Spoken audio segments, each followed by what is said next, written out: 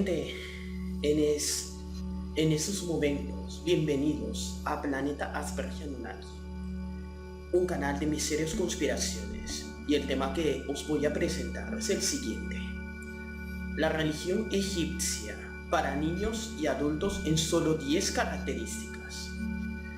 Para el que no sabe, estamos hablando de la religión egipcia antigua, no la moderna, que se practica en el Egipto actual. Esa religión era politeísta, que se practicó durante más de 3000 años. Se creían en varios dioses que tenían forma zoomorfa y algunos antropomorfa. Consideraba algunos animales sagrados como la vaca, el escarabajo, el toro, el ibis, el cocodrilo. Realizaban ofrendas. Ahora pasamos a las 10 características. Por ejemplo, para el que no sabe qué es politeísta. Poli significa mucho, teísta, Dios. Significa que adoran a muchos dioses. En un comienzo los dioses tenían forma animal y después con el tiempo fueron modificando sus dibujos y añadiéndoles una forma semi-humana. Esos dioses intervenían en la vida de los seres humanos de manera cotidiana y les informaban a los faraones qué era lo que debían de hacer. Mejor dicho, los faraones eran como una especie de profetas.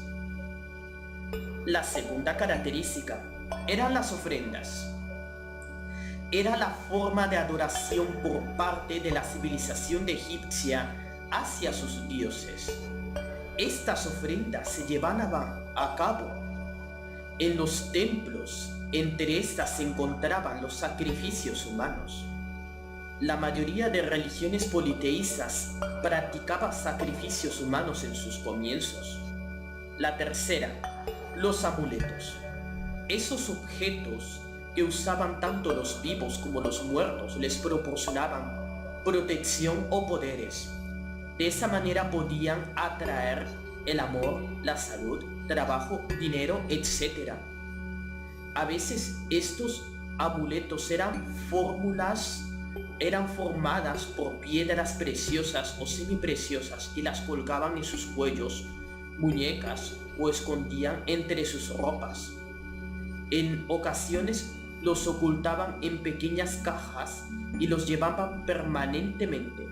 Algunos de los amuletos conocidos eran el Ankh, la llave de la vida, el anillo atlante y el buitre real. La cuarta característica eran los cultos. El templo era el primer lugar de culto. En este sitio era donde se hacía la adoración a los dioses. Más conocidos, por ejemplo, esos lugares de culto que empezamos como las pirámides, que eran construidas por inmensos bloques de piedra. En su interior se podía encontrar habitaciones con pasillos, incluso pasadizos. A la fecha no se ha podido determinar hacia dónde se dirigen. Pero todo templo es una gran llave o camino para que el alma pueda llegar hasta el más allá, debido al culto de los muertos. Dentro de las tumbas se colocaba comida para que el alma tuviera alimentos en su viaje. Y una de las creencias era la momificación de los muertos como parte del viaje eterno del alma hacia el más allá. La momificación la realizaban los sacerdotes y luego de la momificación llegaría el juicio de los muertos, el cual era presidido por Osiris, y allí se evaluarían todas las acciones que realizó el difunto en vida. Quinto, la quinta característica: la momificación o embalsamiento. El proceso de momificación consistía en la quita de órganos vitales, que eran colocados luego en unos sacos llamados vasos de canopes. Luego se lavaba el cuerpo y en esta práctica se utilizaba resina o bálsamo. que luego se colocaba a los muertos en las tumbas y luego se les envolvía con sedas y telas. La finalidad de la momificación era evitar la putrefacción de los cuerpos, y de ese momento el cuerpo pasaría listo para su viaje y el encuentro con el alma en el más allá. Sexto, pasamos a las categorías de los dioses. Dentro de esa religión existen varios rangos. Por ejemplo, Amón, dioses nacionales como Amón, que era el dios de la luz y del aire. Osiris, dios de la vida, fertilidad y el después de la muerte. Isis, esposa de Osiris, era la diosa de la luna. Horus era el dios de los cielos. Ra era el dios supremo y el dios del sol. Pero Anubis, Tot y Set eran dioses locales. Eran tanto como lo eran Ka, Ra y Osiris. Mejor dicho, en cada ciudad de Egipto se adoraba un dios principal hasta la unificación. Las funciones del faraón. Se sabe por algunos escritos y simbología, Osiris, que había dejado la realeza en el mundo a su hijo Horus, este era el padre de todos los faraones de la tierra. Por tal razón, los faraones y sus descendientes tenían sangre divina. Y por esa razón, ese es uno de los motivos por lo cual hubo la endogamia entre las dinastías del antiguo Egipto, con el fin de mantener la pureza de sangre. Y el primogénito de la familia real sería el heredero divino, aunque esto debía ser aprobado por los propios dioses. Y la función del faraón era la siguiente: ser un dios y gobernar a los hombres en la tierra.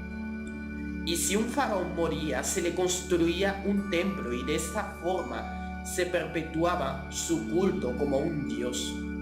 Octava característica: el juicio de los muertos. Ese juicio era presidido por Osiris, Ra y otros 40 dioses. Durante dicho juicio se evaluaría cada acción que el difunto hubiera realizado. Y en ese momento el corazón era pesado en la balanza de la culpabilidad o de la salvación ejercida por Tot, en la cual determinaba si el muerto era digno de la vida eterna o de la destrucción eterna. Si era culpable, su alma era destrozada por Anubis, o de lo contrario, viviría al lado de los dioses por toda la eternidad, incluso reinaría con ellos. Y de eso se copió la tradición judeocristiana. Noveno, el libro de los muertos. Es un libro funerario, es decir, que se encontraba en las tumbas y le servía al difunto en su viaje después de la muerte. Ese libro le indicaría la forma que el muerto podía evadir los terribles peligros que le esperaban después de morir. Solo con la ayuda del libro el fallecido podía enfrentarse al juicio de Osiris y salvar su alma de la destrucción.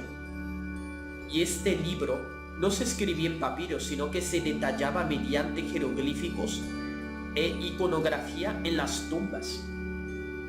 La décima y la última característica de la religión egipcia: el mito de Osiris e Isis. Osiris era el dios de la fertilidad. Este gobernaba junto a Isis en el antiguo Egipto. Pero Set, un hermano de Osiris que le tenía envidia, buscó la forma de deshacerse de su hermano y fabricó justamente un ataúd de oro y lo encerró y tiró el sarcófago al río Nilo. Pero Isis, de manera desesperada, buscó ese ataúd hasta hallarlo, y una vez que lo encontró lo llevó al panteón y allí se encontraría seguro. Pero el mito indica que Set encuentra el ataúd y lo abrió y sacó el cuerpo matando a su hermano, partiéndolo él mismo en 14 partes y los esparció por todo Egipto. Pero otra vez Isis recorre Egipto para hallar los 14 pedazos. Y con la ayuda de Anubis reconstruyeron el cuerpo eterno e inmortal de Osiris. Y tal parece que una vez que Osiris resucita, regresa exclusivamente a castigar a su hermano Set y recupera el trono, tengo entendido. Esas son las 10 características, aunque me parece que no me ha salido tan bien como esperaba yo. Pero en fin, es mi granito de arena. Gracias por todo y te invito a que compartas este vídeo en todas tus redes sociales. Y te invito a que te suscribas a este canal y le des clic a la campanita. Si ya lo has hecho, muchas gracias y hasta luego.